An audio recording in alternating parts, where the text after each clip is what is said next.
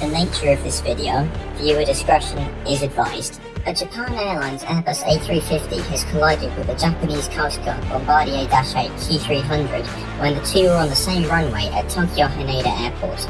The Japan Airlines flight, operated by a 2-year-old Airbus A350-900 registered as Juliet Alpha 13 X-Ray Juliet, operated flight JL516 from Sapporo, the largest city in Japan's northern island of Hokkaido, to Tokyo Haneda Airport.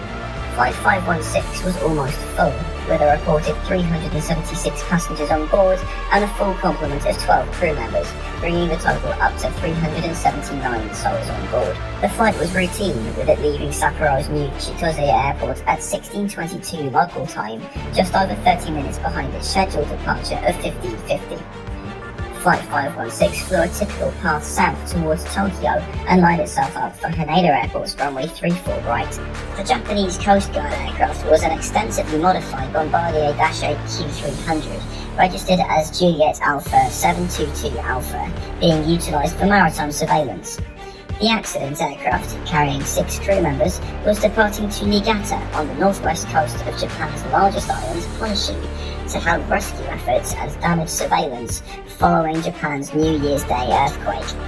The two aircraft collided at 17:46 local time, approximately a quarter of the way down Haneda Airport's runway 34 right. Video footage suggests the A350 was already on the ground, however its nose gear had not yet touched down. Flight 516 impacted the Dash 8 from behind, rupturing the fuel tanks and engulfing the two in flames.